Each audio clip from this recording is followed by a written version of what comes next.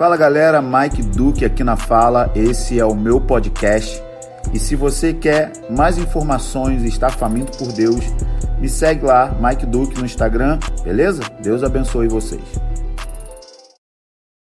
E a gente quer conversar com vocês, a gente recebeu as perguntas, a gente vai tentar respondê-las, nem todas são muito fáceis de se responder, porque tudo isso parte de um contexto da gente conhecer as minúcias de cada um. Então, a gente entende o seguinte, que existem dois assuntos no meio da igreja que são desafiadores demais para conversar. O primeiro é quando a gente fala sobre casamento e o segundo é quando a gente fala sobre educação de filhos, que, resumindo, é família, né? Por quê? Porque se a pessoa não tiver o coração ensinável, ela cria uma barreira para ouvir aquilo que a gente vai falar. Então, a minha experiência, a nossa experiência todas as vezes que a gente tentou entrar na vida de pessoas, e significa entrar no coração das pessoas para aconselhar, instruir sobre casamento e sobre educação de filhos, que não partiu de um pedido de ajuda, a experiência não foi muito boa. A pessoa ficou ofendida quando a gente tocou em áreas críticas da vida dela. Então a gente espera que esse sinal de vocês estarem aqui nessa segunda-feira em São Paulo com chuva seja de um coração que está aqui para aprender e aberto a deixar o Espírito Santo confrontar vocês e, na pior das hipóteses, refletir como vocês têm feito como família. Primeiro eu queria saber aqui quem é que está aqui que já é pai. Levanta a mão. Na verdade, eu queria complementar. Quem são pais de 0 a 5 anos? 0 a 7, vamos dar uma aumentada, né, amor? É que depois eu ia fazer de 5 a 10. De 5 a 10. 5 a 10. Adolescente? Adolescentes. Mas adolescente e pequeno também ou só adolescente? Acima de 13 anos, assim. Adolescente. Isso. Só... 2 menos. Legal. 4. São menos. Ok. Então a gente está aqui num campo minado, gente. Quem não tem filhos? Maravilha também. Sim. A gente Legal. começou a se preparar para ser pai. Quando a gente não tinha filho, a gente começou a ler tudo que era possível. E isso já é uma dica. Ler tudo que era possível sobre educação de filhos e ouvir gente de cabelo branco que olhava para a vida deles e viu que tinha fruto dos filhos que já eram adultos e já eram casados ou até mesmo já estavam no ministério, já estavam morando fora. E para a gente começar até indicar o livro do Clésio, não, né, gente? Ou o português. Clésio Pena, ele é um irmão ligado a gente da Ticum.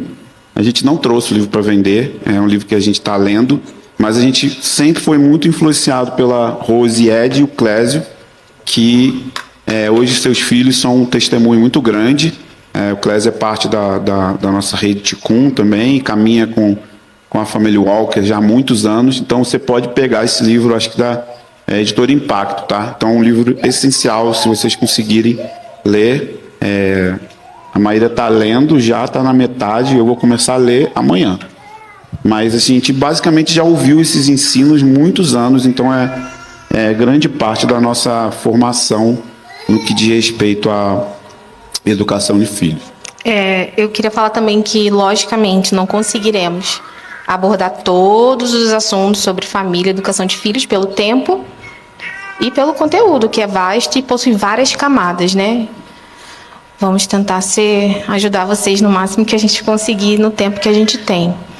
Mas só uma coisa interessante, a gente não se considera os detentores da verdade, ou somos a super nani da família e da educação de filhos.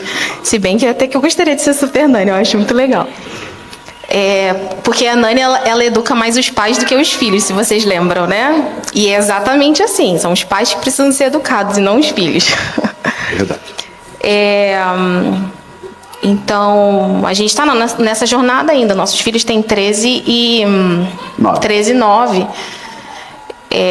Mas mas o que nos norteia são valores e princípios, e erramos, iremos errar, e a gente precisa de humildade para refazer a rota, enfim. Mas o que eu quero falar é, o que nos fez, de repente, desenvolver esse assunto foi a nossa falta. Foi não querer reproduzir o que nós tivemos em casa, ou como nós fomos criados. A gente, há 18 anos, nós lideramos igreja nas casas, então é muito perto, é muito junto, gente, filho e tudo. Eu não tinha filho na época, a gente ficou 18 anos sem ter filhos, dentro da primeira plantação de igreja, e o que eu via era criança pirracenta, criança mal educada. Isso aqui eu não quero reproduzir, mas eu não quero ter. Não tá legal, não é legal. Eu não pensava direito, eu só falava, isso eu não quero. Mas o que eu preciso fazer para ter algo diferente disso? Então foi a nossa falta e humildade de dizer, eu não sei. E sentar aos pés de, tipo, quem fazia, pessoas que nós admirávamos ou pessoas que eram referências para nós, e dizer, como você fazia isso? Mas se acontecer aquilo? Fazer perguntas, ter pessoas para que você possa perguntar, porque a gente não sabe tudo, a gente não tem tudo. Então isso é um grande ponto de partida, humildade e reconhecimento de que você não tem, você não sabe, ou que pelo menos você não quer reproduzir o fútil legado dos seus pais, né? Porque nossos pais erraram, né? E a gente vai errar também, então é nessa parte que a gente depende da graça e Jesus entra em ação incompleta, que a gente não vai conseguir, né? É isso. Tanto eu como a Maíra, a gente, apesar da Maíra ter os pais casados até hoje, mas a gente veio de famílias que não são muito funcionais. No meu caso, meu pai saiu de casa quando eu tinha 15 anos e deixou eu e as minhas irmãs mais novas, então eu tive que, obviamente, tornar-se o homem da casa e cuidar da minha mãe e cuidar das minhas irmãs. E a gente sempre diz que quando existe a desordem, o mais fraco sofre. Então a desordem era o divórcio. E o divórcio acabou estourando em cima dos mais fracos, que são os filhos. No caso, em cima de mim, que era o mais velho, que teve que assumir o sustento da casa. E aí, no meu caso, acabei me envolvendo com a criminalidade, com 15, 16 anos de idade, para poder trazer dinheiro para casa. Então, o meu contexto foi de muita escassez. O contexto da Maíra já é um pouco diferente, apesar dela ter os pais em casa, mas não tinha a presença afetiva, a presença do pai afirmando, talvez uma figura mais autoritária e ausente. Então, tanto eu como ela viemos de famílias que não deram nenhum suporte. Então, com isso, eu quero dizer que por trás de tudo que a gente vai comentar aqui, a maior esperança é o Evangelho. Amém? É o Evangelho. O Evangelho nos alcançou e nos deu essa perspectiva de tipo, por que a gente não quer repetir o fútil legado dos nossos pais, né? Então foi a graça de Deus, porque eu não tive um homem para olhar e falar, uau, é assim que eu quero ser quando for um marido, uau, é assim que eu quero ser quando for pai. Então eu não tive isso. Então a graça de Deus colocou na nossa vida, obviamente, o novo nascimento. O novo nascimento nos conectou com o povo de Deus, com a igreja, nos conectou com pais espirituais, homens e mulheres mais velhos que deixaram essa semente no nosso coração. E então a gente foi trabalhando nesses anos todos, errando, acertando.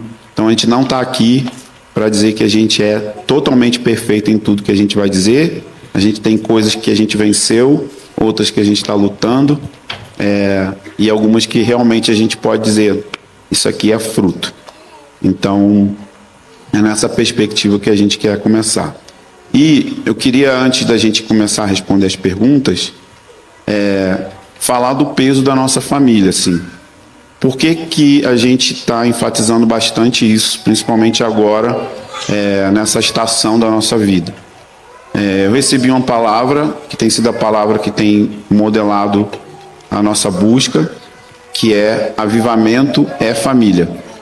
Então essa é a expressão que eu tenho usado, e eu usei essa expressão porque eu vi ela escrita em um lugar nos Estados Unidos, E depois eu fui descobrir que na mentalidade puritana, avivamento, quando tinha um avivamento, e a prova de que o avivamento estava acontecendo, segundo o Richard Baxter, que é um dos caras que mais enfatizava isso, então a prova ou a conclusão, ele dizia assim, quando tem avivamento, você precisa olhar para a família e perceber algumas coisas. Primeiro, o homem da casa é o pastor da família. Segundo, cada família, ela é uma mini igreja. Eu usaria outra expressão. Será que a sua família é uma plantação de igreja? Então, basicamente isso que ele via.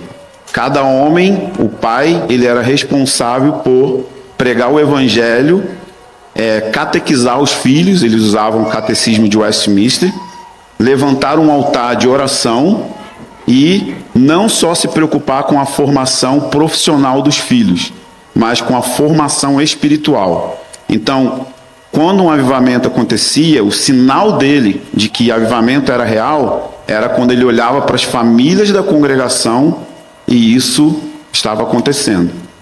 No nosso contexto, às vezes, a gente pensa em avivamento mais nas manifestações, nos dons do Espírito Santo, e tudo isso faz parte, tá, gente?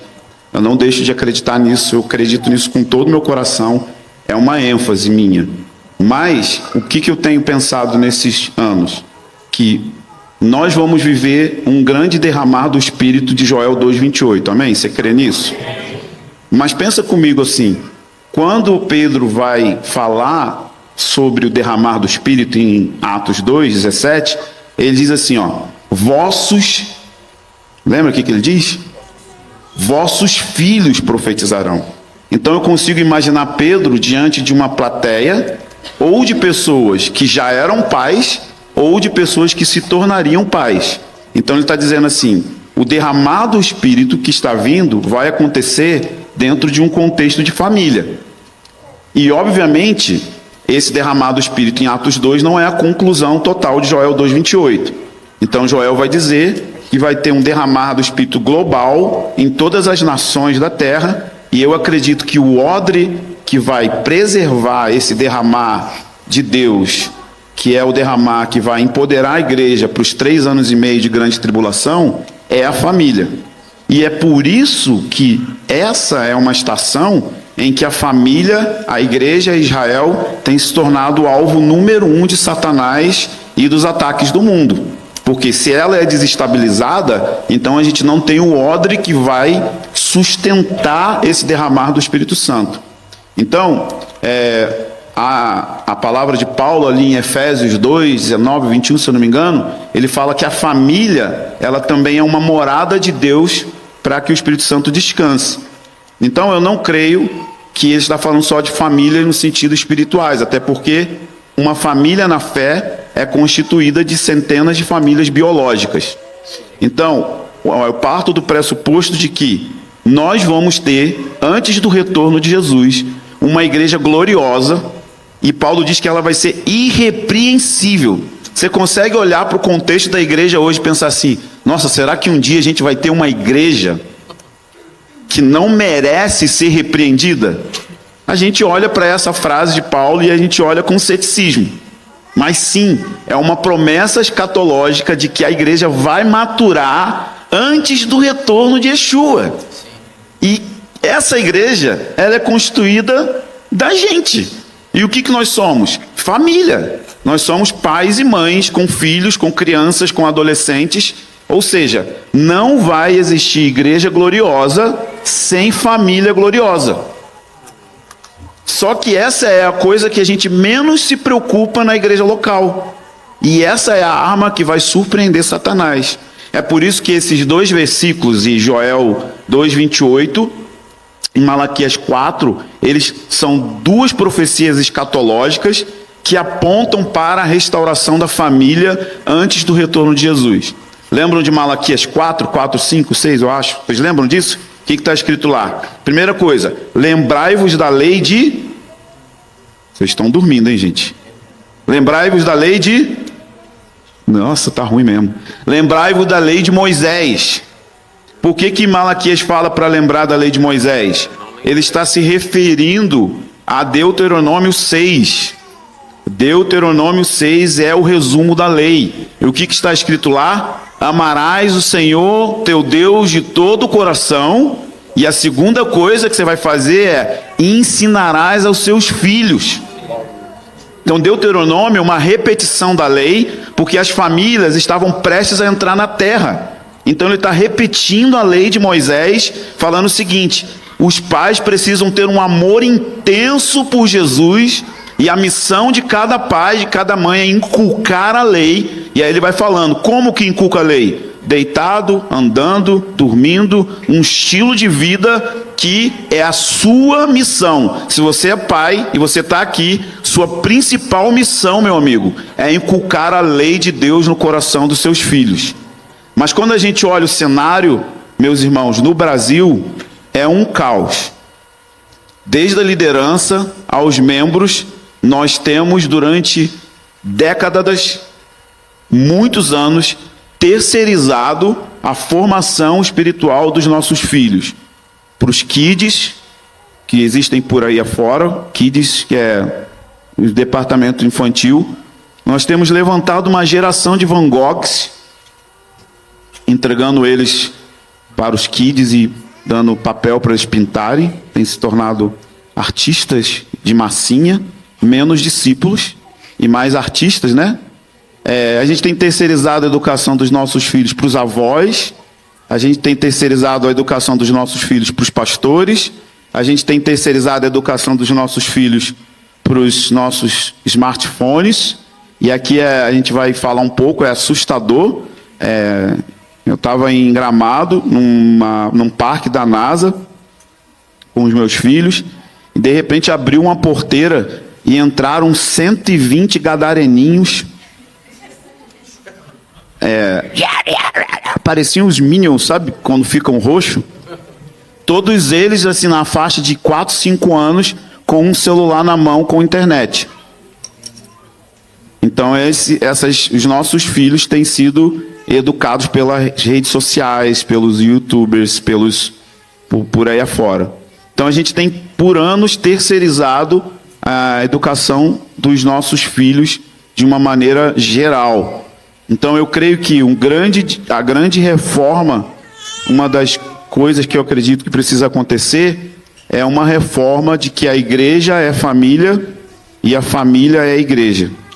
E que a gente precisa entender algumas coisas sobre se vai vir um avivamento. Esse avivamento que vai vir não é um avivamento para a gente ficar daqui a 2 anos nostálgico, lembrando daqueles 2 últimos anos que o Senhor nos visitou. Não, eu creio que o Senhor está criando uma estrutura eclesiológica que vai ser composta por famílias sacerdotais e que Ele vai poder derramar tanto poder, e a gente não vai mais quebrar com a glória do avivamento. Porque a segunda promessa é que o coração do pai vai se voltar para o filho e o do filho vai se voltar para o pai. Então, jamais vai acontecer nisso que o Senhor está fazendo, o que sempre acontece, a marca dos avivamentos e dos avivalistas, sacrificar seus filhos no altar daquilo que o Senhor está fazendo. Ou seja, sacrificar os seus filhos no altar da obra de Deus, sacrificar os seus filhos no altar do ministério, sacrificar os seus filhos em detrimento daquilo que o Senhor está fazendo. Quando a gente olha para a história da igreja, é triste, eu falo isso com pesar, que a maioria dos avivalistas fracassaram nas suas famílias, exceto o brilhante Jonathan Edwards, né? Que tinha todo esse peso puritano que eu falei de Richard Baxter.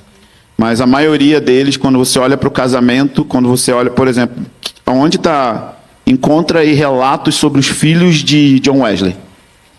O casamento de John Wesley era um inferno. Me fala onde estão os relatos dos filhos de A.W. Tozer. Me fala onde estão os relatos dos filhos de Willie Seymour, do movimento pentecostal. Então a gente honra muito o que o Senhor fez com esses homens. Nós estamos aqui por causa deles, mas a história serve para isso, para a gente olhar para trás e falar: Deus quer um avanço, Deus quer dar um upgrade, Deus quer nos levar além. E o que vai acontecer em Joel 2:28, em Malaquias 4, nunca aconteceu na história da humanidade. Então, se vai ter algo que nunca aconteceu na história da humanidade, um derramar, a gente vai precisar de uma estrutura também que nunca existiu na história da humanidade. Então, eu creio que avivamento não vai existir se a pregação do evangelho não começar dentro da sua casa, se você não entender que a grande comissão começa dentro da sua casa, se você não entender que os maiores avivalistas estão dormindo do lado do seu quarto, eles estão lá e você precisa tocar eles. Você precisa entender que a oração, ela precisa ser, o fogo da oração precisa começar na mesa da sua casa. E se você não tem honra no casamento, as suas orações serão interrompidas. 1 Pedro 3:1 fala sobre isso. Então precisa ter honra e respeito à aliança dentro do casamento, para que a sua casa seja uma tocha de oração. E você precisa acreditar que a sua casa, ela e esse é o ponto crítico que eu tenho falado, nossas famílias precisam se tornar uma agência missionária. Nós precisamos treinar os nossos filhos para enviá-los. E aí, quando eu falo agência missionária, eu não estou falando necessariamente de enviar os nossos filhos para outras nações, embora isso vai acontecer bastante também, mas eu estou falando de enviar os nossos filhos como missionários para o mercado de trabalho, para as universidades, para as escolas. Eles não vão ser passivos, eles vão ser crianças e adolescentes treinados no fogo do Espírito dentro de casa, na nossa mesa, e não em um seminário, não em uma conferência, sabe? Não em um toque de Deus que ele recebe do homem ungido do Senhor, não. Isso vai acontecer na sala da nossa casa. Só que, gente, isso dá muito trabalho. Isso precisa de prioridade, isso precisa de dedicar coração, tempo, esforço. Perguntaram para o Escher, né, o líder da Ticum, se ele estava cansado. Ele disse: estou extremamente cansado. E perguntaram: por quê? Educando filhos. Educar filhos cansa. Não é um trabalho fácil, não é um trabalho que você vai fazer sem resistência, mas é um trabalho que Deus vai te dar graça. Se você é pai e mãe, e se você é casado, você também é chamado para ser pai e mãe, cara, é o seu chamado. Deus vai te dar unção e poder para você fazer isso. Deus vai te dar graça e, cara, eu tenho muita fé nisso. Então, os lemas da nossa família nós queremos ser uma família da presença, mas não queremos falhar com os nossos filhos. Queremos ver avivamento e família andando na mesma página. Amém? Não sei se o meu amor quer complementar alguma coisa.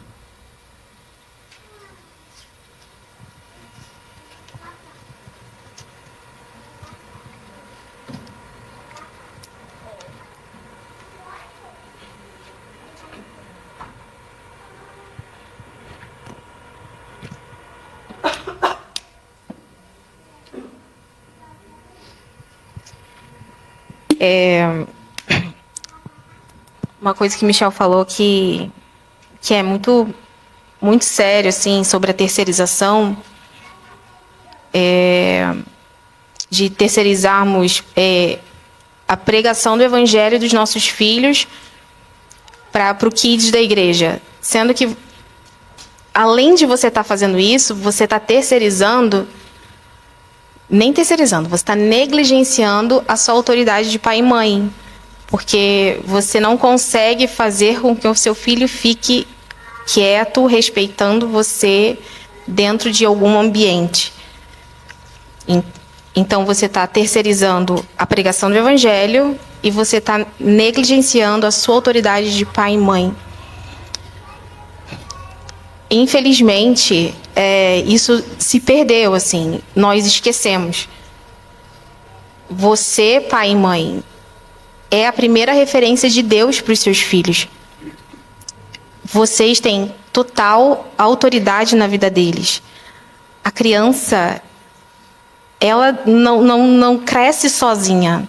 Você é aquele ser que vai dizer o que ela pode, o que ela não pode fazer. Você é a pessoa que vai colocar limites. Você é a pessoa que vai educar, que você vai imprimir valores e princípios. Você vai formar, na pior das hipóteses, um bom cidadão. Porque a gente não tem poder para fazer que o nosso filho nasça de novo, por mais que a gente pregue. A gente depende totalmente do Senhor e do Espírito Santo para que Ele mova o interior dos nossos filhos. Então, é aí que realmente entra a nossa parte e Jesus completa. Sendo que tem coisas assim, básicas, que elas são negligenciadas. Deixa eu falar uma coisa sobre mim. De verdade, eu vou ser super vulnerável agora. E eu tô me sentindo super em casa. Eu me perco. Alguém se identifica comigo? Por favor, só para eu não ficar sozinha. Eu também. Gente, eu me perco demais. Mas eu tomo vergonha. Eu já me perdi, então... Você acredita? Eu tô assim, eu tô falando isso, mas por que mesmo? Esqueci. Tenham paciência comigo, por favor. E eu... Não ia, não. Não tenta ajudar aquele hora a situação. Vai tentando ajudar, lindo, vai. Ajuda, gente. Sim, Não tá. Isso. Tá, eu vou seguir. Gente, essa sou eu. Me amem. Deixa fluir, meu bem. Me aceitem. Sim. Você tá rindo? É terrível. Pra mim é motivo de vergonha, mas vamos lá. Amor, você me ajuda. Eu tô aqui pra isso, claro que eu tô. Tô esperando só você desenvolver. Jesus, olha o branco que me deu. Qualquer coisa eu posso começar a responder as perguntas e aí, se você lembrar, a gente vai. Tá. Pode ser? Pode. Aí eu vou te dar um cortão para voltar lá para trás. Vem de facão. Tá. Eu acho que tem umas boas aqui que você é ninja para responder. Não, tem muitas outras. Eu gostei das outras. Tá. Você podia fazer. Tem uma boa aqui que eu acho que é... Vamos começar por essa?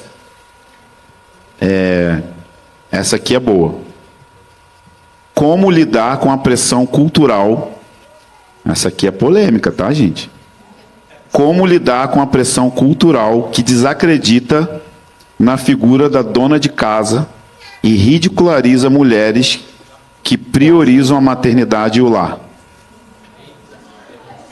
Como combater a ideia, ainda presente na igreja, faz parte da mesma de que mulheres só são realizadas se estiverem trampando fora do lar? Essa é sua, meu bem. Faz teu nome. Poxa, então... Eu falo assim, ou vocês vão me odiar, ou vocês vão me amar. Pois Vai dar certo. Se a gente voltar lá no Éden, quando Deus fez tudo e Ele viu que tudo era bom, e Ele mandou o homem e a mulher frutificar e multiplicar, o que Deus queria naquilo ali era se relacionar com o homem, na criação do homem, e o que Ele queria era, por conta do homem ter sido feito a imagem dele, toda a terra cheia da glória dele. Muitos filhos e tendo filhos e tendo filhos e tendo filhos e a terra cheia da glória dele. Não tinha mulher no ministério, tinha mulher cooperando com o homem no que lhe faltava, porque ele era incompleto sem ela, e ela não era completa sem ele. Eles se completavam. E assim até hoje, né? A gente sempre vê o que o nosso marido não está vendo, a gente fala, tô te avisando, olha isso aí. Mas é assim. Então não tinha um outro serviço. A queda ferrou com tudo, desculpa. Pela palavra. A queda ferrou com tudo e destruiu, ou tentou destruir todo o plano. Jesus reconectou. O que a gente vai fazer na eternidade? Conhecer a Deus. Conhecer o Senhor. Conhecer Jesus para sempre. para sempre. A gente está nessa terra de passagem e o ponto é que a gente esquece disso. E a gente acaba sendo sucumbido como é que fala? Sendo chamado a atenção pelas coisas daqui, sendo que as coisas terrenas não são o normal. O espiritual é o normal. A eternidade é o normal. E a gente se perdeu no meio disso, com pensamentos totalmente de uma agenda do anticristo para nos ludibriar. Então, com isso, o que eu quero dizer, o papel da mãe é fundamental. Criança precisa de pai e mãe em casa, presente. Com isso, eu não estou dizendo, mulher, que você não tem que trabalhar fora. Porém, porque eu sei que nós somos pessoas cheias de talentos, o Senhor nos deu criatividade, fomos feitos à imagem e semelhança dele.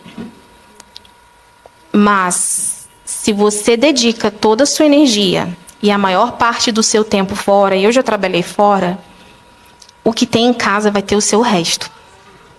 Vai ter o seu cansaço. Vai ter você estressada, não aguentando a criança, mamãe. Você não vai ter tempo para o seu marido. A sua casa vai ficar uma bagunça. E em Tito fala que uma boa dona de casa, que devemos ser uma boa dona de casa para que a palavra do Senhor não seja defamada. Me desculpa se você pensa diferente disso, vai brigar com ele. Manda um e-mail para Tito. Mas eu penso que isso são valores que, sério, precisam ser resgatados. Infelizmente, não tivemos, muitas de nós. De repente, você teve a sorte de ter uma mulher devota e sensata que te instruiu nessa verdade. Mas a grande verdade é que eu e você não queremos reproduzir a vida triste das nossas mães. E não só isso. Toda uma agenda entrou na nossa cultura, entrou na nossa mente, entrou dentro da igreja. Então, a gente tem pensamentos totalmente deturpados do que a palavra diz. Então, é isso que eu penso, assim. Acho que está claro, né?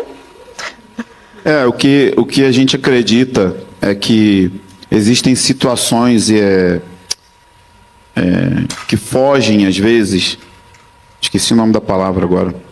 Existem exceções que, às vezes, a situação financeira da família exige que ambos estejam no mercado de trabalho.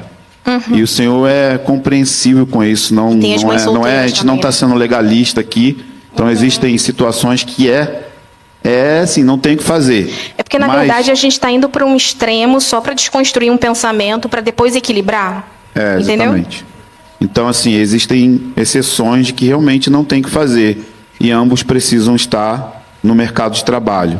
Mas o que a gente precisa repensar é o quanto de tempo, como mulheres, a gente está dedicando realmente à formação.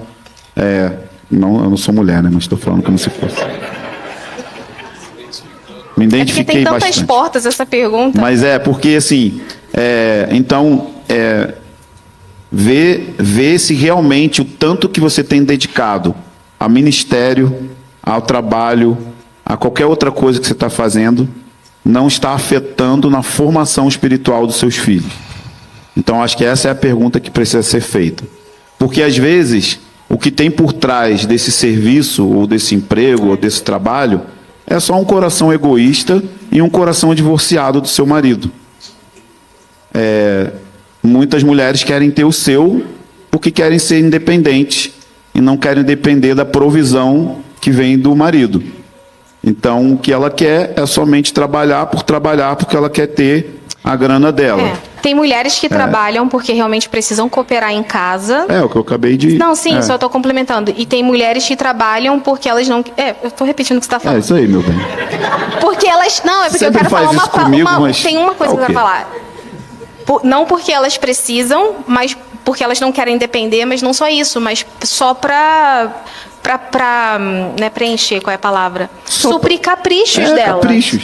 Total egoísmo, né? Egoísmo. Não, mas isso é egoísmo. Mas isso vem desde antes, assim, ó. A mentalidade secularizada é assim, ó. Que eu cansei de ouvir.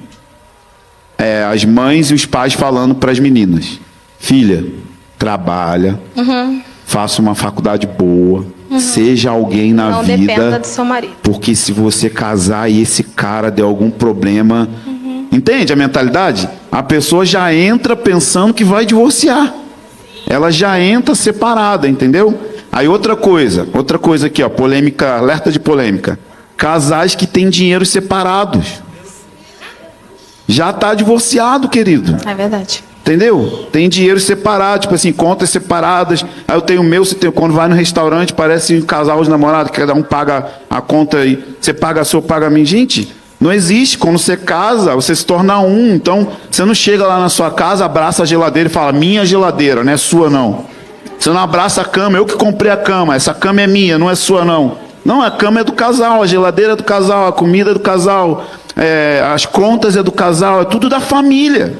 Então não existe isso. Agora, é claro que tem homem que é um Zé Mané, que não é provedor, não é generoso, não cuida da esposa, não libera grana para lingerie nova, não leva a esposa, não dá grana para unha, para o cabelo, não investe naquilo que vai ser melhor para ele, querido. Vai ser melhor para você, então investe, semeia. Então isso você tem que fazer, cuidar da sua esposa, amar ela como Cristo amou a igreja. Então, é se entregar por ela, sabe? É dar a vida por ela. E aí você vai ser o cuidador da sua esposa, cabeça dela. E isso vai trazer um retorno para você, que é a mulher vai liberar respeito. Então a mulher ela é chamada para ser ajudadora idônea. Ela não é para estar embaixo do homem, nem em cima do homem. Ela está do lado, e a Maíra sempre fala isso, que essa expressão ajudadora é a mesma expressão no original para o Espírito Santo. Então imagina, você correlativa ao Espírito Santo na vida do seu marido, de ser alguém que ajuda, que consola, que apoia, que inspira. Então você não é nem para estar em cima, sargento, nem para estar embaixo, humilhada. É para estar cooperando com uma missão. Então esse é o seu chamado, cooperar com uma missão. Então, a gente vê na nossa casa os benefícios de como foi para os nossos filhos a Maíra ficar na retaguarda, cuidando das crianças, abriu mão de carreira, abriu mão de tudo, para poder dar 100% de atenção às nossas crias. Mas é isso que a gente está dizendo. Existem situações que isso não é possível, circunstâncias... Mas, cara, vai chegar uma hora que vai dar certo. Sabe por quê? Porque maior interessado na família e na saúde dos nossos filhos é Deus. Então, o que você precisa pensar é: será que você não está fazendo por egoísmo? Será que não precisa de ter uma boa conversa e pensar assim: poxa, tem como você segurar as pontas financeiramente? E eu não preciso estar agora, sabe? Ou, talvez você possa estar no mercado de trabalho meio período, talvez você é uma psicóloga, pode escolher fazer atendimento online. Ou seja, hoje em dia tem muitas formas da mulher estar cooperando financeiramente sem que necessariamente tenha uma agressão total e abandono total na presença que ela precisa ter ali na casa, no dia a dia, na família. E é muito importante isso, sabe, gente? Como os meus filhos são abençoados. E no nosso caso, mais ainda, porque a família homeschooling, né? Edita depois aí. Mas família homeschooling, então ela é a mãe e é a professora que está ali dia a dia formando não só a parte intelectual, mas também formando o caráter. Então isso é muito importante. E no nosso caso, como eu estou sempre viajando, seria impossível eu estar na estrada, no ministério, fazendo as coisas que é a nossa missão, a missão da nossa família. Então, quando eu vou, a Maíra está indo junto, ela está cooperando junto, porque ela está ficando, mas está indo na medida que ela está lá cuidando da casa. E isso é uma coisa assim, Tito fala isso, né? Gente, a mulherada, as meninas, elas crescem hoje em dia... Acho que está saindo um pouco do assunto, mas vou falar. Não sabe temperar um feijão. Você chega na casa, tipo, é 4 dedos de poeira. Isso não glorifica Deus. Ser boa dona de casa é tão espiritual quanto evangelizar na África. Mas o que a gente ouve hoje em dia? Não, você tem que ser pastora, você tem que ser líder de louvor, você tem que ser da dança, você tem que ser bispa, você tem que ser apóstola. Então, tipo assim, distorceram tudo. Então, eu não estou dizendo que a mulher não possa cooperar no ensino, cooperar nos dons, cooperar na igreja, missões. Tudo isso a gente acredita que a mulher pode fazer. Mas nunca sacrificando o cuidado da família, o cuidado do marido e o cuidado com os filhos. Essas coisas não podem ser sacrificadas. Tem uma frase aqui, não é desse livro não, ele está citando um outro livro, que eu acho que cabe tanto para pai quanto para mãe. É muito interessante, vou ler para vocês aqui. Michel está falando, eu lembrei. E é uma coisa que eu sentia muito. Peraí.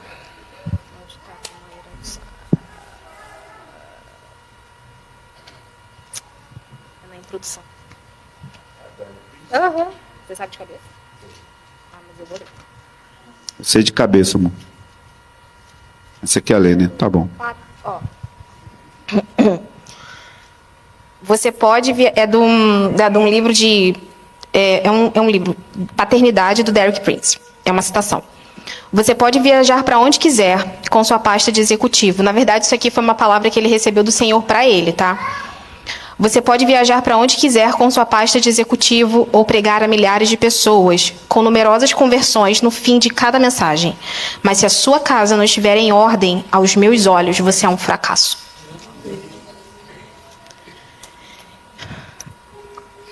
Então, assim... Pausa para pensar, meu bem. É verdade, não sei se eu continuo. Deu um abalo, né?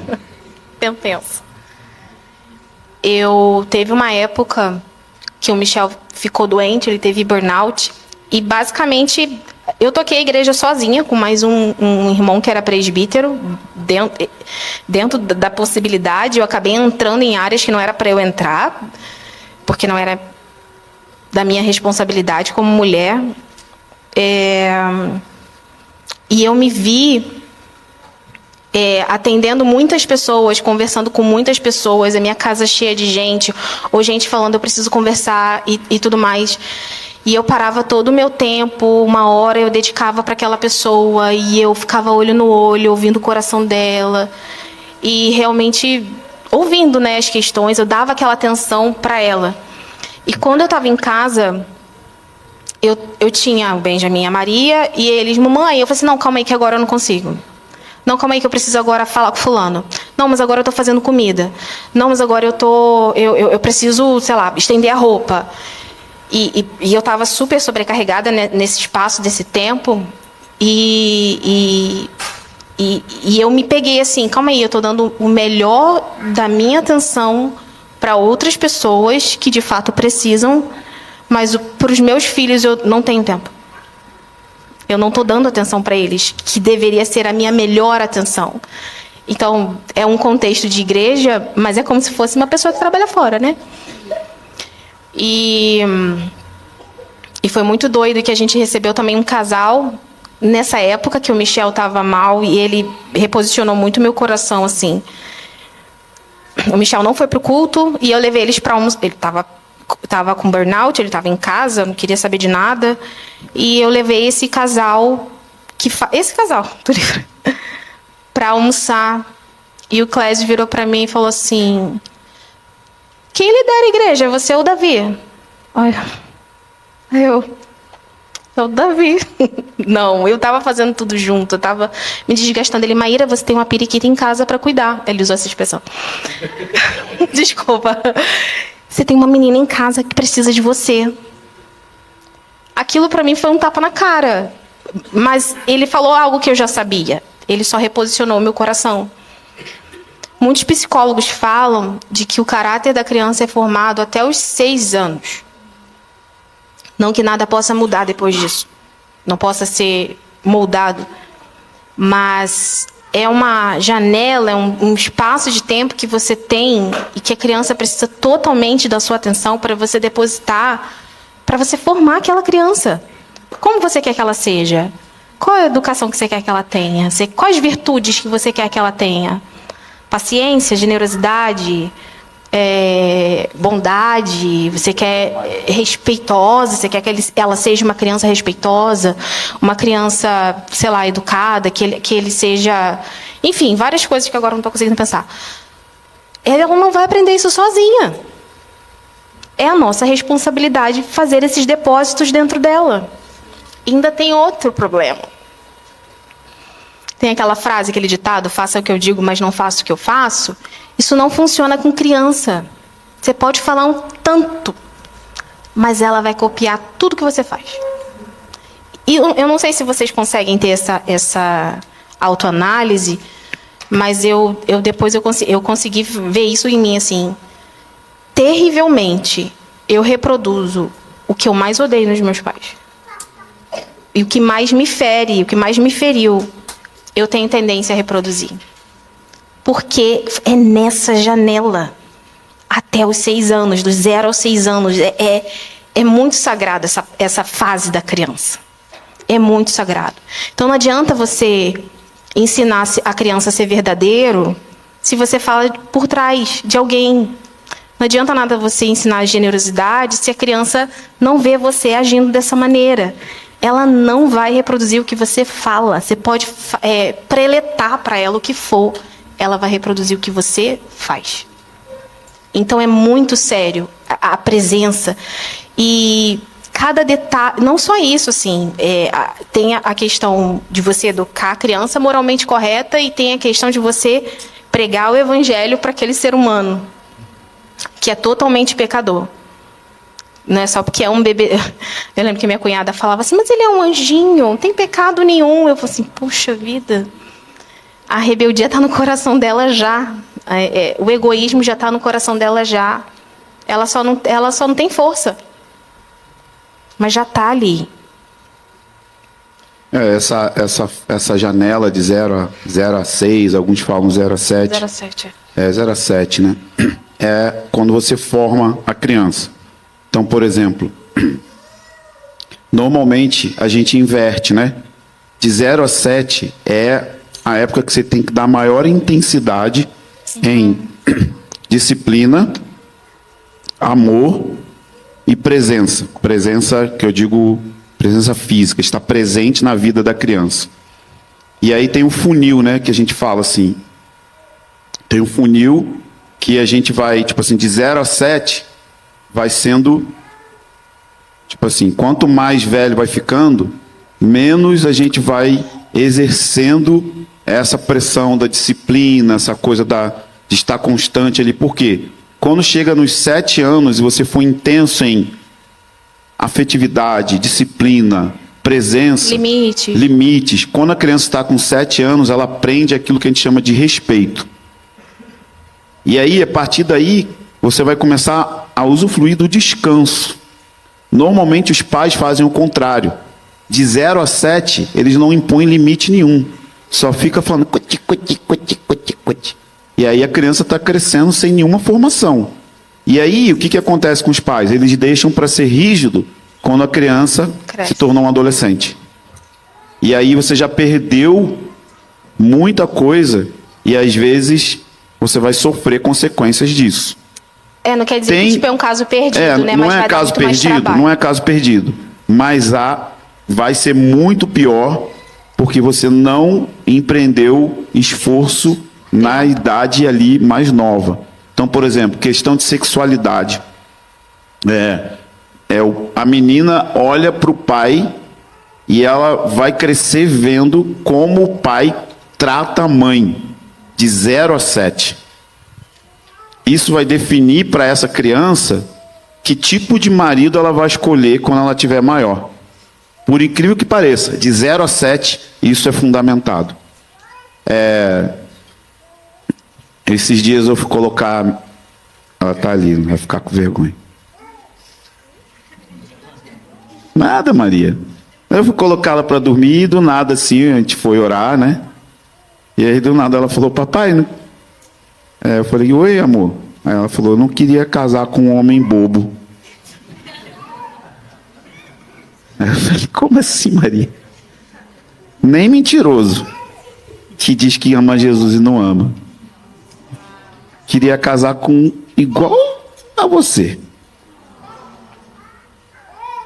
Então, esses exemplos assim de ver, a criança ver como é o seu relacionamento com a sua esposa, e também o Benny fala isso direto, né? Ele não está aqui, então posso falar dele. Ele fala isso direto: eu quero casar com uma mulher igual a mamãe. É o padrão, sabe? Você vai levantando um padrão, porque eles estão olhando de perto essa relação, marido e mulher, e obviamente a nossa presença ali, trazendo princípios, trazendo ordem.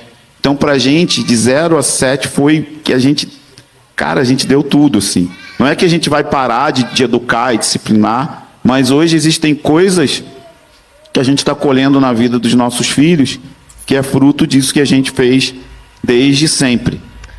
Iniciar correção, disciplina desde os 6 meses. A gente não esperou nossos filhos ter 2, 3, 4 anos para aplicar disciplina, correção, coisa do tipo. Então, normalmente a gente inverte, a gente deixa para tentar disciplinar quando já está com 15, 13, 14 anos. E aí já era. Seu filho tem força física, ele pode ir embora, ele pode sair, pode rebelar, um monte de coisa pode acontecer.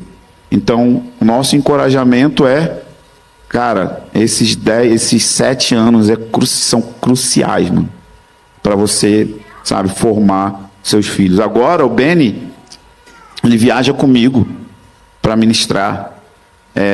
O Benny viaja comigo, ele vê os enfermos, ele quer orar pelos enfermos. E ele fica boladão quando não é curado, tá?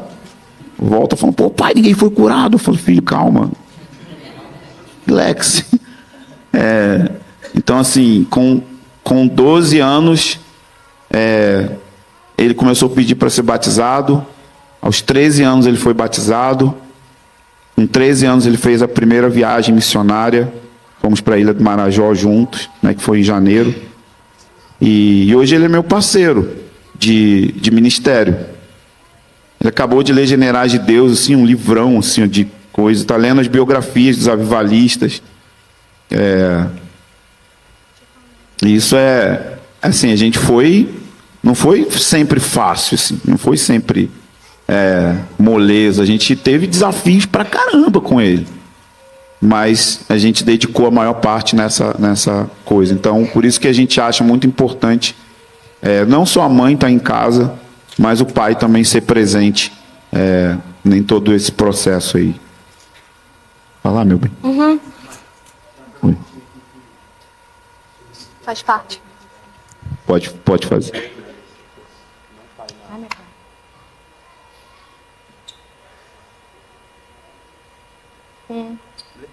Uhum.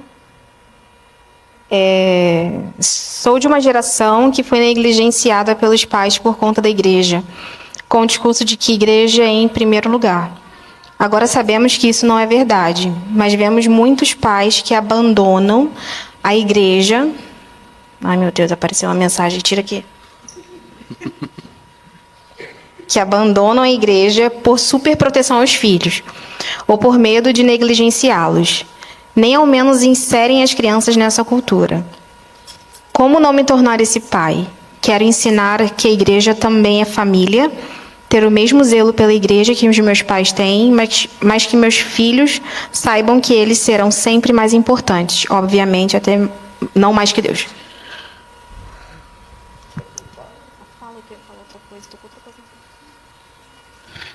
É simples e não.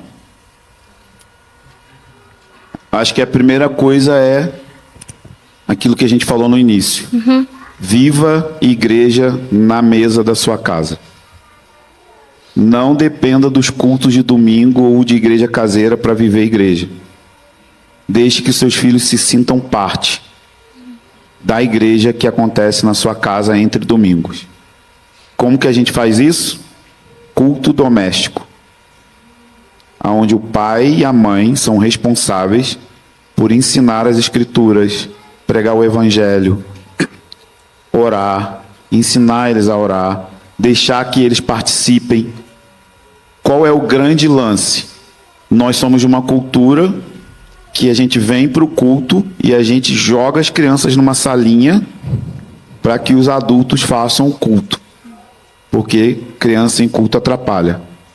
E aí chega uma hora que eles crescem e eles percebem que nunca foram parte. E aí eles vão embora.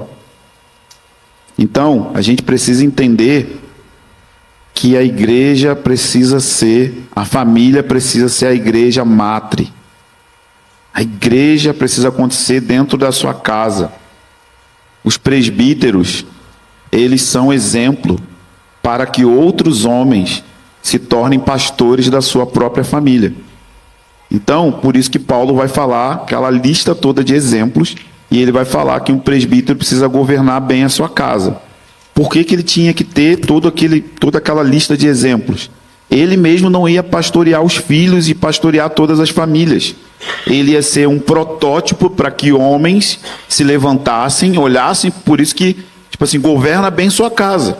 Então os homens olham para aquele presbítero que cuida bem da esposa, que cuida bem do filho, que cuida bem da família, e ele vai lá e vai fazer a mesma coisa na casa dele. Ou seja, sempre os seus filhos vão estar inseridos naquilo que a gente chama de família, igreja. E aí, obviamente, você não vai viver isolado das outras famílias. Agora você pode viver isso com outras famílias. Então, eu estou falando aqui de uma cultura coletiva. Se cada família dessa congregação tiver essa cosmovisão, quando vocês se reunirem, igreja caseira ou igreja em domingo, seja lá onde for, para um churrasco, qualquer coisa, são famílias que vivem igreja entre domingos, se reunindo. Porque, gente, igreja, põe uma coisa na sua cabeça: igreja não é reunião. Igreja tem reunião. Então, a gente precisa aprender a viver igreja sem reunião. Então, a gente vive isso na nossa casa, na nossa família. Então, às vezes, não é reunião que a gente faz. Uma coisa que a gente faz em casa: tirar um dia para afirmar. Hoje nós vamos afirmar o Beni. E a gente vai falar para o Beni: Beni, a gente vê isso em você, a gente vê isso em você, a gente vê isso em você. Você é compassivo. A gente vai falar daquilo que a gente realmente vê. A gente precisa inventar, mas realmente das virtudes que a gente vê. Então isso tudo vai virando um estilo de vida. Então a gente tem o culto doméstico, mas a gente pode usar circunstâncias para falar do amor de Deus para os nossos filhos, circunstâncias das mais variadas. Por exemplo, está no engarrafamento e ele começa a murmurar. Aí é você que não pode murmurar na frente dele. Então você precisa ensinar paciência para ele no meio do engarrafamento. Entende? É uma coisa corriqueira da vida. Você está ali numa circunstância que é do dia a dia com seu filho, e você usa isso para transmitir o evangelho. Você pode também criar momentos. Quais são esses momentos? Momentos de separar um dia. O Beni me cobra, ele fala: pai, essa semana a gente precisa tomar um café junto. E aí é um momento. Na verdade, essa pergunta tem várias respostas para ela, né? Porque é como se pudesse dividir ela em várias partes. Estou tentando falar de tudo, assim, mas tem horas que é a Maria, ela fala: pai, quero ir tomar um negócio lá no Starbucks. E aí eu preciso ter esse tempo só com ela. Então eles vão se sentindo parte, acolhidos, envolvidos. Então a gente está vivendo evangelho, vivendo igreja de diversas formas. E quando a gente consegue fazer isso, a gente consegue proteger os nossos filhos e fazer com que eles se sintam parte de tudo, sem que a gente tenha essa dicotomia grande, sabe, de amar mais a igreja, amar mais a família. Não, é uma coisa só, não é separado uma coisa da outra. Embora na prática a gente separa muito, e é por isso que dá um monte de dilema e problema. Não sei se eu ajudei. Não sei se ele respondeu. A gente não teve esse problema, né? Porque não.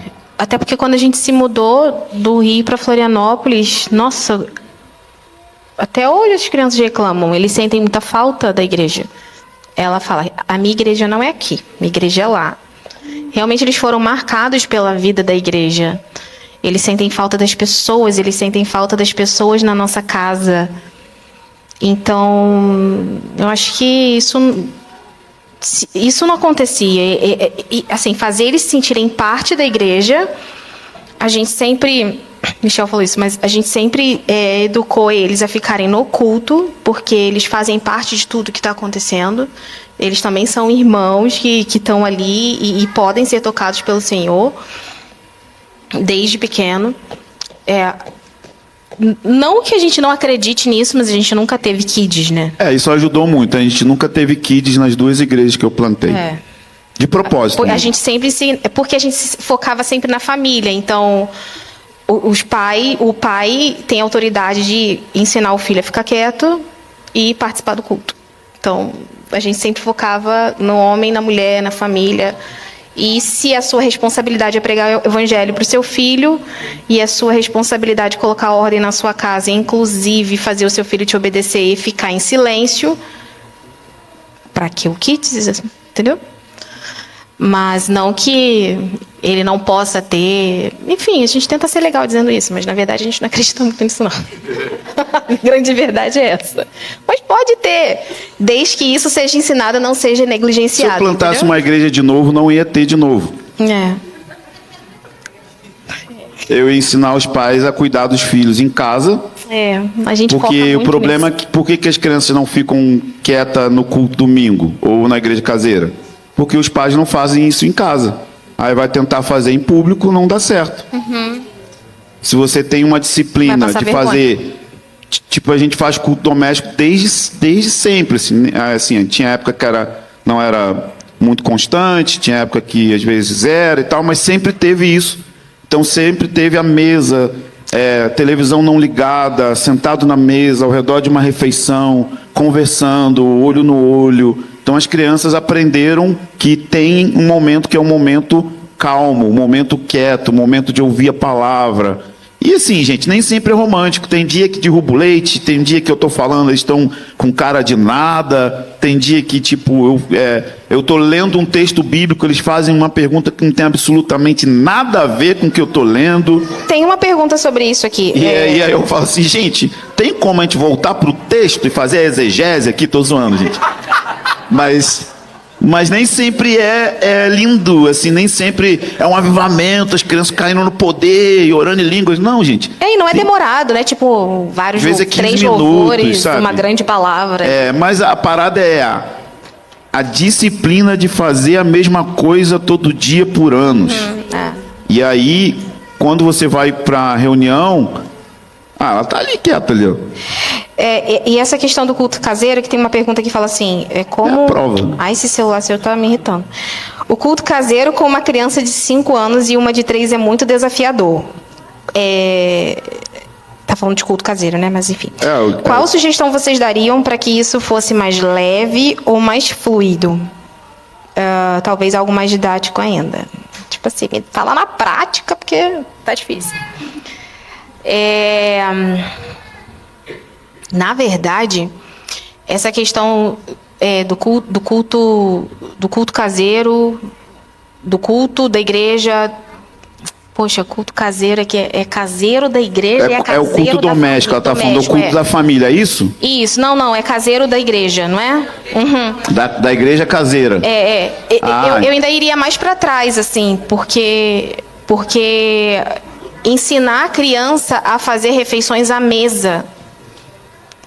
Ensinar crianças a fazer refeições à mesa, todas elas. Quando a gente casou, a gente colocou isso como um valor da nossa família, né? Ninguém vai comer vendo televisão. A gente vai se relacionar à mesa, olho no olho, e ali a gente conversa e tudo. Então, desde que Benjamin nasceu e o cadeirão ficava na mesa, a gente fazia café da manhã, almoço e janta na mesa. E é assim até hoje. No entanto que Benjamin ama a mesa. Quando a gente está tomando café e um já levanta, porque, sei lá, tem que escovar o dente, porque eu vou arrumar a Maria para sair para ir para a escola. Ele, por que você está saindo da mesa? Eu quero ficar aqui. Então, assim, é um lugar de abrir coração que é tão especial, que ele começa lá atrás, onde você ensina ele a não sair da mesa, a valorizar a mesa. E, consequentemente, você vai moldando o comportamento da criança. Olha, agora esse é o momento de você ficar sentado, você não vai descer. Óbvio, respeitando a idade da criança. A criança não consegue ficar muito tempo. Ou consegue, basta você mandar ela ficar. Mas consegue, sim. Não, sim, eu sei. Então, assim, se a criança fica quieta na mesa, ela vai ficar quieta no culto caseiro, no culto doméstico. Porque é na mesa. A gente, pelo menos, faz na mesa. A gente aproveita o café da manhã para fazer, então é na mesa. Então ela vai conseguir ficar no culto caseiro. Porque você vai, sei lá, levar um desenhozinho para ela ficar fazendo do seu lado quietinha. Você vai levar uma comidinha, uma uvinha para criança de 3 anos ficar beliscando enquanto alguém está falando. Você vai usar a sua autoridade e falar, não sai daqui, é aqui que a gente vai ficar. Porque é desde pequeno que você vai gerando e você vai moldando esse comportamento da criança.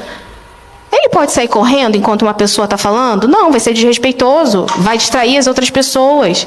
Você, adulto, pode fazer isso dentro de... Como é que fala quando tem num tribunal, na frente do juiz? Não, requer uma conduta, requer um comportamento. Você não vai fazer isso. E é desde pequeno. Maíra, mas meu filho tem 2 anos. Deixa eu te dizer, dá para ficar quieto.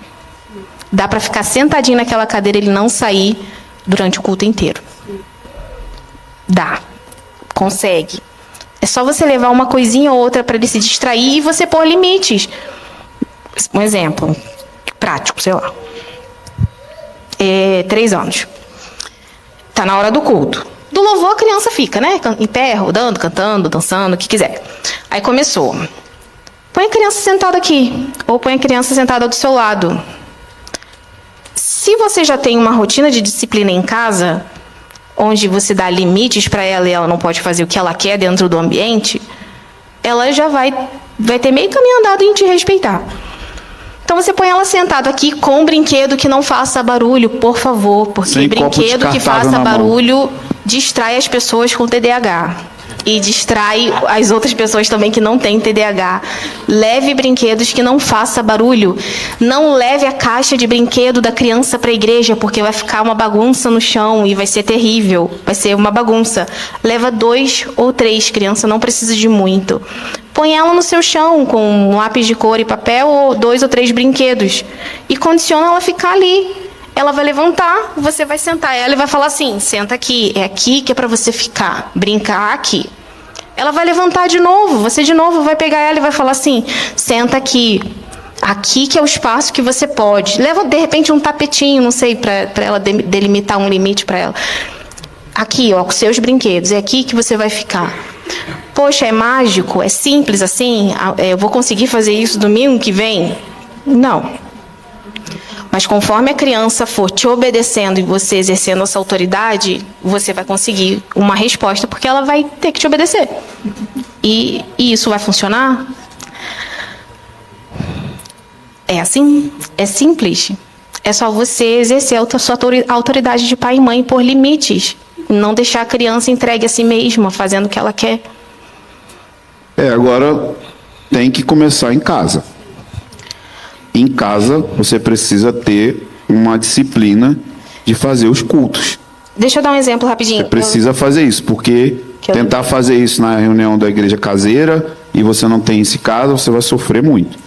Então, em casa, você vai fazer isso. Então, 5, 3 anos, por exemplo, pode ser um culto de 10 minutos. Um culto ali na sua casa de 10 minutos.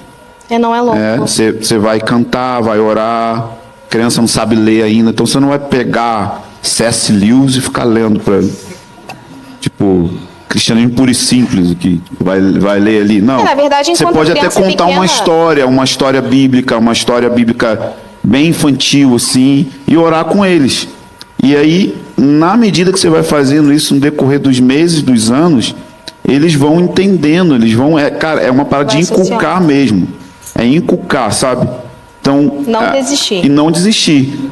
Tipo, hoje as crianças fazem perguntas, hoje eles interagem, hoje eles participam. Às vezes eles viajam na maionese também. Mas é normal. A questão é que o tanto de que a gente fez isso durante os anos, criou uma disciplina para eles entenderem. E quando eles entram no ambiente de culto, eles entendem. Tipo assim, é a hora da gente respeitar esse ambiente. É a hora que a gente fica aqui. Não é a hora que a gente fica zanzando.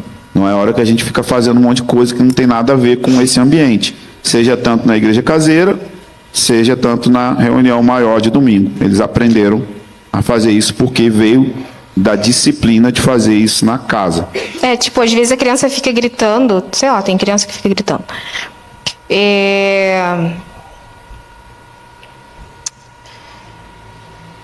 E aquele ambiente não é um ambiente de diversão, não é uma festa, não é uma convivência, enfim. É um momento sério, é um momento onde uma pessoa está falando e ali você vai ensinar o seu filho a ter respeito por quem fala. Enquanto um fala, o outro fica em silêncio. E você ensina ela a não gritar, a não falar, ela ficar quietinha. Quando a criança grita, você pode falar, fala baixo, não fala alto. Quando você fala assim, ela automaticamente vai imitar você falando. Ela vai falar baixinho. E a consistência, né, a repetição, não abrir mão, o seu não ser um talvez, não ser um sim, vai fazer ela a levar você a sério, vamos dizer assim, porque ela toda hora está tentando desafiar você. Ela vai levar você a sério. Nossa, mamãe está levando isso a sério, né? Então eu tenho que falar baixo, não, realmente eu vou ficar quieta aqui, porque senão eu vou ter alguma consequência. Eu estava lembrando, quando a gente estava falando lá atrás sobre essa janela dos 0 a 7 anos, de educar a criança, eu lembrei de duas coisas. Uma, que tem pais que eles querem ser amigos dos filhos, ou eles não corrigem com medo do filho da criança rejeitar, ou a criança, sabe aquela criança que fala assim, eu te odeio, sabe? De ter algum tipo de rejeição da parte da criança por conta da sua correção, sendo que isso é totalmente errado por dois motivos. Dentro dessa janela fala, né? Em Provérbios fala assim: corrige o seu filho e te dará descanso, ele dará delícias à sua alma. Isso é muito real. E eu consigo associar isso a você ser com muito limite dentro dessa janela, e depois dela, o que você vai fazer é uma poda. E depois o que você vai ter, conforme ele for crescendo, é uma resposta automática a tudo que você ensinou naquela primeira infância. Então, eu associo isso com esse descanso, porque eu consigo hoje colher isso com as crianças. No início parece que não vai dar em nada. Você fala assim, não tô vendo fruto nenhum. Mas, tendo fé e não negociando, e quando eu digo negociar hoje o seu não é não e amanhã ele é um sim, vai te dar fruto, vai valer a pena, vai trazer resultado, vai trazer descanso para sua alma. Aí, voltando na questão de ficar quieto em reunião e coisa assim, eu lembro que quando eu tinha o Benjamin, eu saía sozinha com ele, sei lá, eu ia para o shopping com o Benjamin, a Maria não tinha ela ainda. Eu lembro que eu olhava e falava assim, nossa, não é perturbador para mim sair com ele, porque o que eu vou falar ele vai me obedecer. Então eu ia no shopping, eu pegava uma roupa, sei lá, para trocar no trocador. Eu botava ele sentado no chão, eu falava assim, fica sentado aqui que eu vou me trocar. E ele ficava, ele só saía quando eu mandava, ele não ficava zuretando, sabe assim, mãe que não tem paz, porque a criança fica girando, igual um Beyblade e tal. Então assim, é só você mandar, senta aqui e não sai. E ele fica. Isso é muito legal. Então, assim, ele trazia descanso. Não era pesado para mim sair com ele. Não era pesado para mim sair com a criança. Mas, assim, de novo, tem que ser feito em casa. Porque, por exemplo, sim, eu lembro, primeira vez que eu fui colocar ele no canto da disciplina, ele saiu 10 vezes. Eu pegava, você vai ficar aqui. Você não pode sair daqui por causa disso, disso, disso. Ele devia ter 2 anos de idade. Ele levantava e saía. Ele me desafiava. Eu ia lá, pegava, botava de novo. Na 10ª vez ele ficou. E aí depois, todas as vezes que eu apliquei esse tipo de disciplina, ele ficava. Gente, tinha dia... Você lembra que a gente mandava ele ficar e ele falava assim, mãe, eu tô de castigo? Isso eu ia falar isso. Tipo, tinha hora que ele tava tão agitado com a filha, ó, não é castigo, não é disciplina, é só um momento quieto. 10 minutinhos aqui parado. Não sai, segura só sua quando eu mão mandar. Aqui pra frente. Concentra a sua energia. E ele sentava aqui, e ficava ali. E ele ficava. E aí, às vezes, hoje eu tenho que fazer isso também. Fala, filho, segura aqui a mão. A gente lembrou isso esses dias, né? Você, Benjamin, eu acho que você tá precisando fazer isso de novo. Agora, um ponto assim, gente, é importante, que o Haroldo sempre fala pra gente. Tudo isso tem a ver com fé. Você tem que ter fé que esse negócio vai funcionar e como casal vocês precisam estar ajustadinho de que isso vai funcionar e vocês estão unidos. Então, assim, define que tipo de disciplina vocês vão aplicar no dia a dia em casa, porque criança sabe muito bem como manipular. Então, acontecia, tipo assim, você fala uma coisa, o pai fala uma coisa, ele vai na mãe. Aí a mãe desfala aquilo que o pai falou. Nossa, um desastre. Desastre. Então vocês precisam ter conversas para alinhar o que vocês querem para a família de vocês no que diz respeito à educação de filhos. Tipo, aqui vai ser assim, a gente vai fazer assim. Então, existem coisas que são, assim, básicas, tipo mentira. Mentira é a manifestação do inferno na nossa casa. Mentira, as consequências são drásticas. Então, que tipo de disciplina vocês vão usar para mentira, por exemplo? Para rebeldia, para desafiar, tipo assim. E, cara, criança faz isso desde que ela começa a ter força, desde que ela começa a engatinhar. Você bota ali, ela começa a engatinhar, a primeira coisa que ela vai fazer é mexer nas coisas que estão ali no rack da sua casa. Então, lá em casa, a gente nunca tirou nada. Nunca tirou nada. Ela precisa aprender os limites dela e de que ela não pode tocar naquilo que não é brinquedo. Então, hoje a gente estava falando com os irmãos isso. Então, cara, ela começava a engatinhar, tia lá, apertava a mãozinha bem firmezinho, tá? Falar, aqui não pode. Aí, óbvio, pega um brinquedo e fala, ó, isso aqui é brinquedo, isso aqui não é brinquedo. Cara, por associação. Só que, gente, cansa. E os pais não querem. O que eles querem? Dar um celular na mão. Dar uma chave do carro na mão. É mais cômodo. Entendeu? É mais cômodo. A galera não quer educar filhos. E aí, se você não educar o seu filho, deixa eu te dizer, alguém vai. Alguém vai. Pode ser a rede social, pode ser os avós, pode ser qualquer pessoa que não vai fazer de acordo com o coração de Deus. Então, precisa assumir esse compromisso entre vocês de alinhar como vocês vão fazer. E a questão de fé. Tipo, eu confio que as escrituras dizem que é a minha responsabilidade disciplinar o meu filho, e aí tem um monte de versículo em Provérbios, vocês precisam ler, meditar e aplicar aquilo ali. Se vai já corrigir, já sem confiança, sem... Cara, a criança, ela tem um poder muito forte de manipular você, de dobrar o seu coração, e principalmente, tá, gente, aqui, ó, para quem é pai de menina, rapaz... O poder da sedução vem forte. O olhazinho assim, pá. Ai, é frágil, a menininha, quando você vê, você perde a mão. Então, precisa estar muito atento a essas coisas, porque menino também manipula, mas mulher tem mais essa graça, né? De manipular. Eu queria só completar com uma coisa. Tá acabando o tempo. Não sei se você quer, tipo, tiro rápido, responder algumas perguntas bem objetivamente,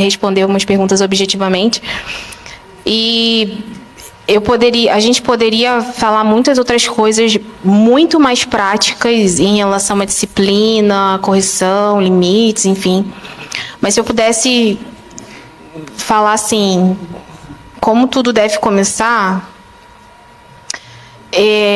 eu diria que, porque assim, tem dois extremos que precisam ter equilíbrio, porque tanto eu ou você, nós fomos feridos pela extremidade de um ou do outro, que é o amor e a correção física, a disciplina sem amor. O amor, liberdade, permissividade como é que é o nome? Que nem é amor, né? Tinha que dar outro nome para isso aí, porque... Algo muito... tivemos países muito autoritários, muito rígidos... Ou enfim. sem limite nenhum. Ou muito autoritário, ou limite nenhum, faz o que quer. Eu, por exemplo, fui criado sem limite nenhum. E eu já fumava maconha no meu quarto, fumava maconha junto com minha mãe.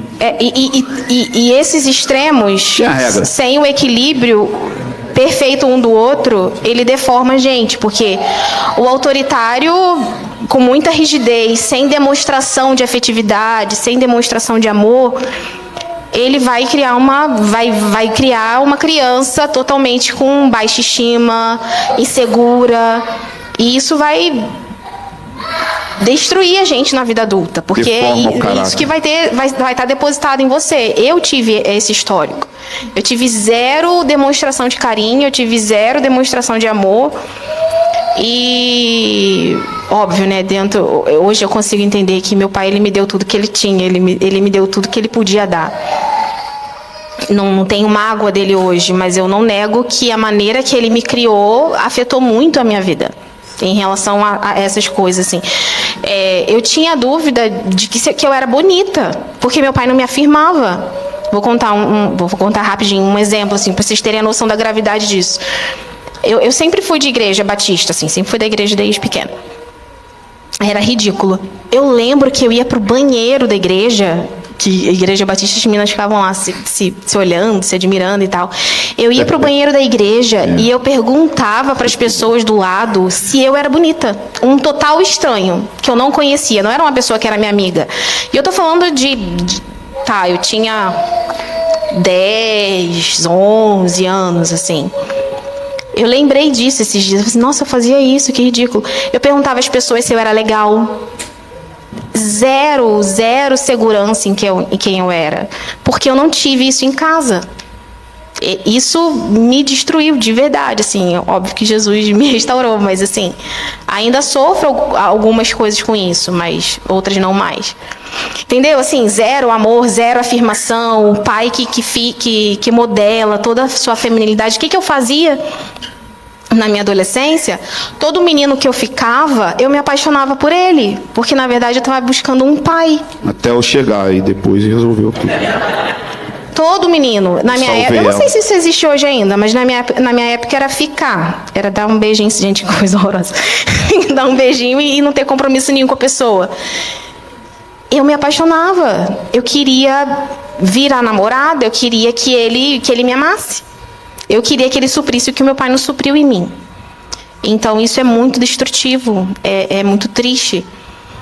E isso é a ausência do amor, né? Agora, meu caso o good vibes, o faz o que quiser. Foi para rebeldia, desrespeito à autoridade, marginalidade, envolvimento com drogas, envolvimento com crime. Também 0 afirmação, né? 0 afirmação também. Nenhum tipo de afirmação. Meu pai me ignorava, assim. E também deixava eu fazer o que eu quisesse, não tinha. E eu lembro que, sim, era um clamor que eu não sabia, mas tudo que eu queria era ouvir um não. Um não protetivo, entendeu? Tipo assim, não vai aí, não faz isso porque isso vai te levar a isso aqui. Eu não tinha alguém para pôr esse limite.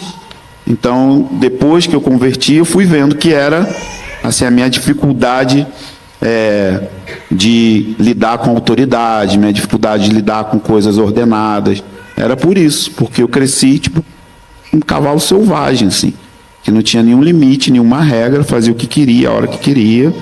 Então vai para esse outro lado, né? Então esses extremos, eles sempre são muito ruins. Então a disciplina precisa ter isso. Amor, afirmação, amar e afirmar os seus filhos, tempo de qualidade com seus filhos. Elogiar, afirmar, estar presente na vida deles, nos momentos difíceis, nos momentos históricos, assim. E ao mesmo tempo ser firme na disciplina, porque a disciplina faz parte de amar também. Então, às vezes, a gente não consegue associar que disciplina também é amor. Por causa disso, né? A disciplina é a manifestação do coração de Deus, né? Deus só disciplina aquele que é filho. Quem não é filho, quem não recebe disciplina é bastardo. Não é filho legítimo. Então, todo filho legítimo, você ama seu filho, então você vai usar a disciplina para formar ele. E então essas duas coisas precisam caminhar muito juntas.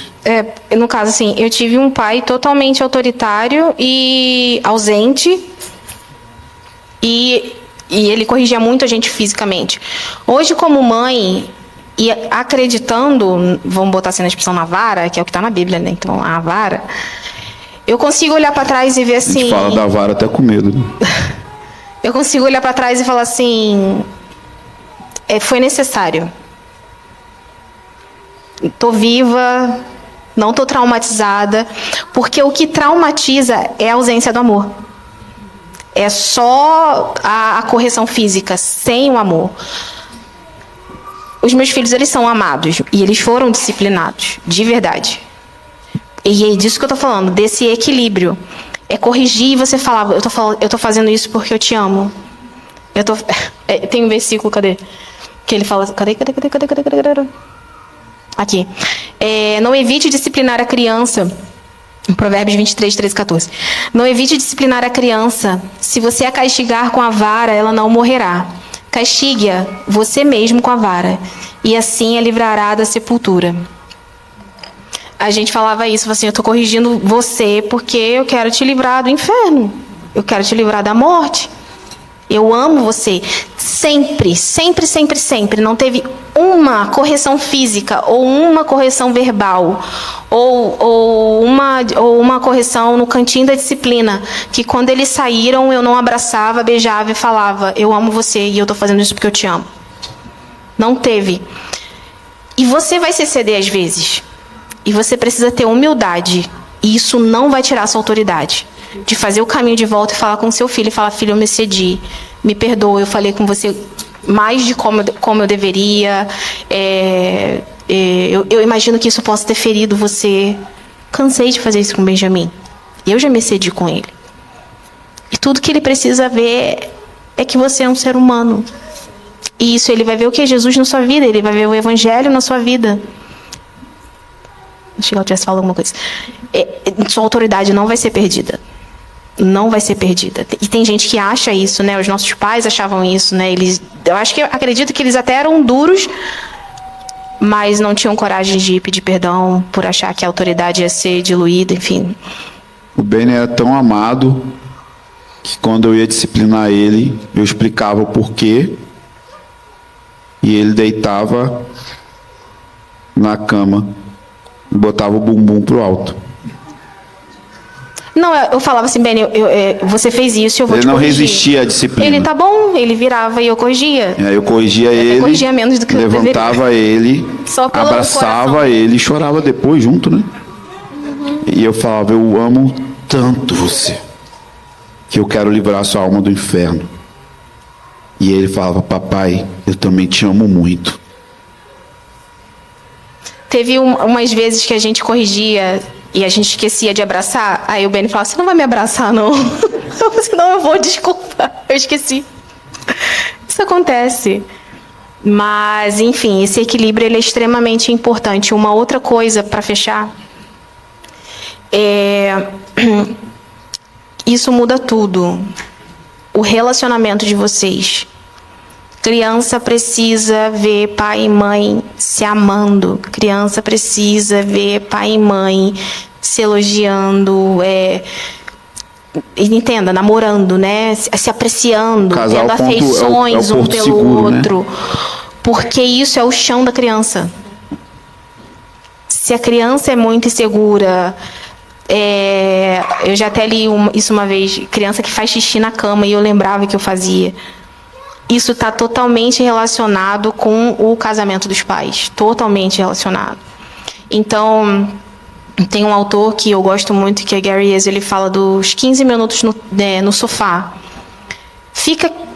Expõe isso. Eu estou falando assim, mas eu elogio minha esposa, ou o meu cônjuge, enfim. Mas a criança precisa ver. Faça intencionalmente. Senta no sofá por 15 minutinhos e fale palavras de afeições e elogio. Enfim, cabelo, eu te amo, como você é linda. Não sei.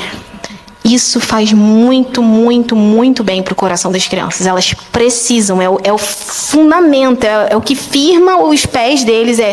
Não, tá tudo bem, papai e mamãe se amam. Tá tudo certo. Porque qualquer outra coisa vai gerar insegurança neles, sabe? Eu ia falar mais uma coisa. Você quer completar isso? A criança, ela precisa, quando ela chega, ela não pode se tornar o centro. Normalmente, alguns casais fazem isso. E a criança se torna o reizinho, ou a princesinha, o centro da família ali. Não, ele precisa ser um membro bem-vindo à família. E não o centro. É porque parar para pensar, a família ela não nasce quando a criança chega. A família já existia, porque se você pensar assim, quando ela foi embora, vocês não são mais uma família? Entendeu? Então ela é um membro bem-vindo. A sua rotina continua a mesma, seus afazeres continuam os mesmos, ele só desacelera. Você não vai deixar de ser mãe, você não vai deixar de ser amiga, você não vai deixar de ser, sei lá, não é mãe, deixar de ser filha, deixar de ser sobrinha. Você não vai deixar essas coisas só porque você virou mãe. Sua vida não vai parar porque você virou mãe. Ela desacelera um pouco, mas ela não para. Você continua fazendo essas coisas. A criança ela é bem-vinda. E, de repente, você desacelera, mas você continua fazendo essas coisas com menos tempo, com mais espaçado, mas a sua vida não para por causa da criança. Ela entra no ritmo da casa. Lembrei uma coisa que você falou aí. Tem mãe e pai, casais que têm filho, que só vão sair de casa 12 anos depois. Exagerado. Tem que sair 3 meses depois que nasce. Só sai depois que a criança tem 15 anos. Você já conheceu alguém assim? Sim, ela fica ali, não, porque meu filho, não, porque minha filha, não, porque vai pegar uma gripe, não, porque vai... Gente, a vida continua. Então, óbvio que você não vai pegar um recém-nascido e vai levar na chuva. Não é isso que eu estou dizendo, mas você continua indo para as reuniões, você continua indo na casa dos irmãos, você continua... Então, assim, a gente sempre viajou com os nossos filhos, a gente sempre teve viagens ministeriais que a Maíra levava as crianças bem pequenas. Então... Dá uma diminuída no ritmo, óbvio, mas você não para de viver porque a criança está ali. Você tem adaptações, ajustes, mas porque tem gente que nunca mais congrega depois que o filho nasce. E aí sempre fica colocando aquela desculpa de mas vai quebrar a rotina, vai quebrar a rotina, vai quebrar a rotina. Gente, se você tem um dia a dia de rotina, não tem problema ter um que você sai da rotina. Faz sentido para vocês isso? Você tem um estilo de vida de rotina. Mas vão ter dias que não, você vai no churrasco, você vai estar com os irmãos, você precisa continuar vivendo. Então, precisa ter esse cuidado para não desestabilizar o casamento e a sua própria vida emocional.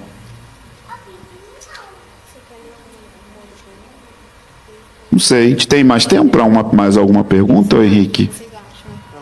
Tem alguma aí? Termina, mais 15 minutos. Tem alguma aí que não... Tem vários, vai? Não, sim, tem várias, mas alguma que você acha que... Eu não tenho todas aqui.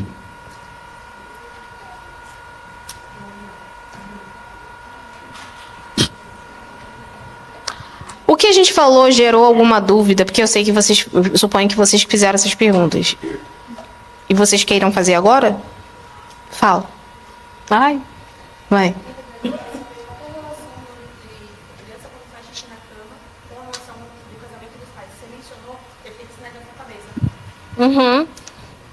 Tem a ver com a insegurança, né? É porque quando... O que a gente também ensina muito, a gente gosta de falar muito sobre... Quando a criança chega, tem a questão dos 15 minutos do sofá, mas tem a questão também dos pais continuarem dedicando tempo juntos um ao outro, saindo para namorar. Então, é importante para a criança ver isso.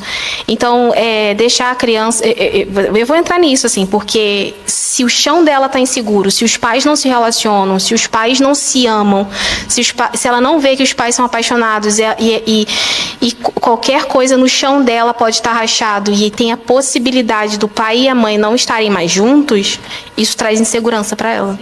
Então, isso fica totalmente associado a isso, entendeu? É isso. Psicologicamente. Fala, garoto. De maneira prática, quais passos vocês dariam, no caso, para os solteiros, assim, em relação às percepções que a gente tem sobre família, muito daquilo que a gente não teve nos nossos pais, já até falando de uma maneira prática, assim, comigo, que fica com as crianças da igreja, né? Como essas distorções, elas, de algum modo, não gerem consequência até nas crianças da própria comunidade. Você pode repetir a pergunta? Divide sua pergunta em partes, que eu acho que são você muitas falou perguntas. muita...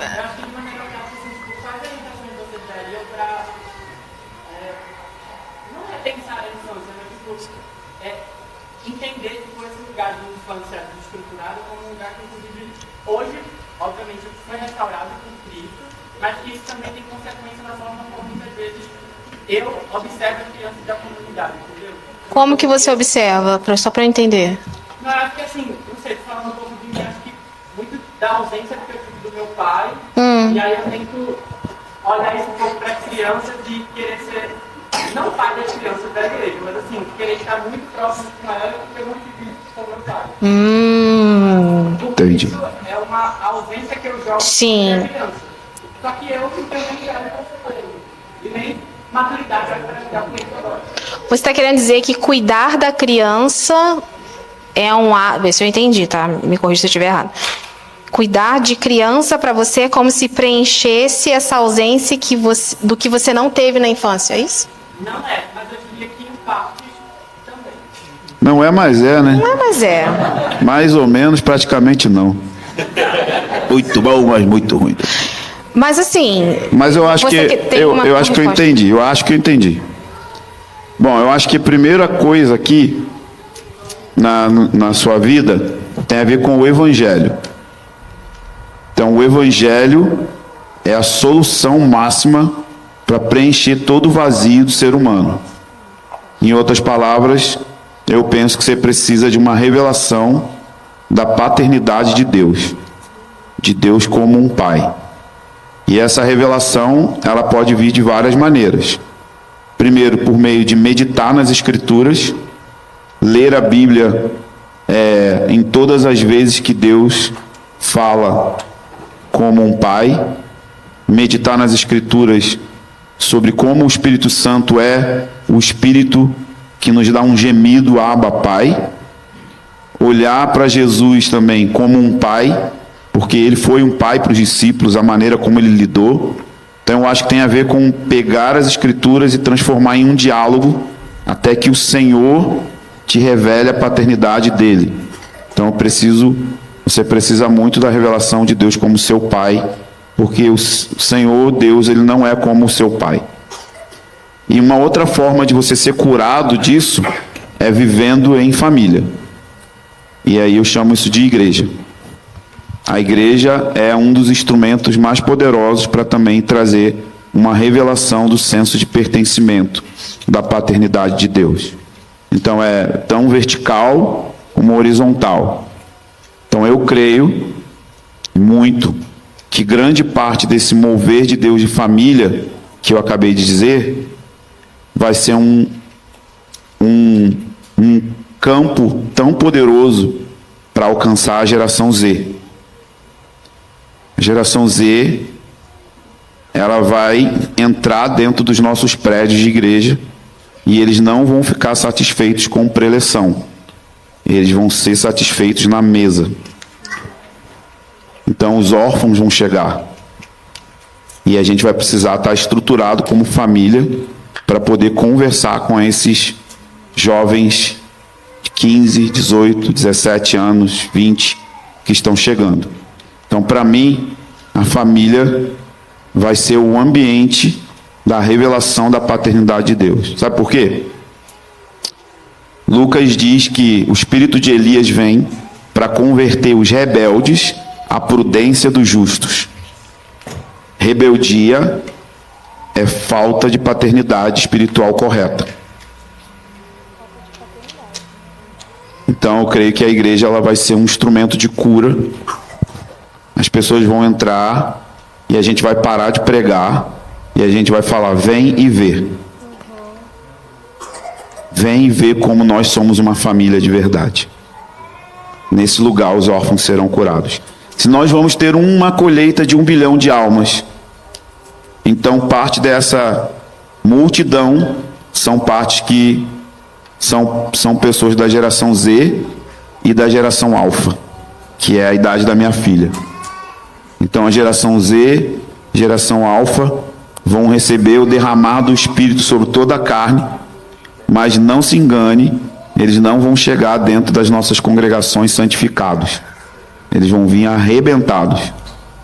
E aí na igreja, eles vão receber a revelação do amor paterno de Deus por meio da congregação. Então, ore para que o Senhor te dê relacionamentos na congregação que transmitam isso E ore também para que, por meio das Escrituras e do Evangelho, você receba um impacto do amor paterno de Deus.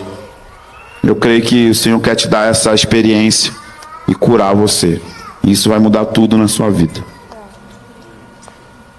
E sobre solteiros também, talvez a gente não pensa nisso, mas às vezes os solteiros acham que tem que ler sobre família só quando estiver prestes a casar. Não. Estude tudo que você puder sobre família, estude tudo sobre casamento. Vocês já podem fazer isso. Aprender frequente em casas de casais, referências. Buscar casais de referência para estar perto, para ouvir. Vai aprender. A gente recebeu no Rio uma dezena de meninas, rapazes que não queriam nem casar, porque na cabeça deles eu não quero repetir o que eu vi em casa. E depois de caminhar perto de casais da congregação, receberam uma cura poderosa. E grande parte deles estão tudo casando e casados já. Não que isso seja um padrão, mas só um exemplo. A gente tem experiências de 2 meninas adultas que moraram conosco. Uma que era mimada sendo adulta, mimada no sentido que ela morava com a mãe e ela era adulta de verdade. Ela tinha 38. E não fazia nada em casa. A mãe fazia tudo por ela, só faltava levar o prato na mão dela para ela comer. E uma outra que não ajudava a mãe nem limpando o banheiro. E a outra fazia nada. Bem masculinizada, assim, não era muito feminina. E ela não queria casar. Ela falou assim, não quero casar, não quero ter filhos. Ela era mais nova. E a gente chamou elas para morarem conosco, né? Hoje a que não limpava banheiro vai casar. E a outra tem anseio de ter uma família, porque elas vieram para dentro da nossa casa, elas viram que não somos perfeitos, mas ela viu uma referência, tipo, um homem e uma mulher comum, quebrado, pecador, mas vivendo o evangelho, ansiando, né, tendo um norte, assim, ser parecido com Jesus. E isso virou uma referência para elas. Então, a gente tem esse testemunho, né? Então, vale a pena abrir sua casa e deixar as pessoas virem ver.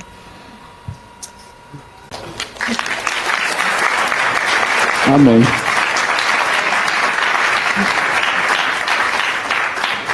Senhor, obrigado pela One São Paulo, pela família One no Brasil.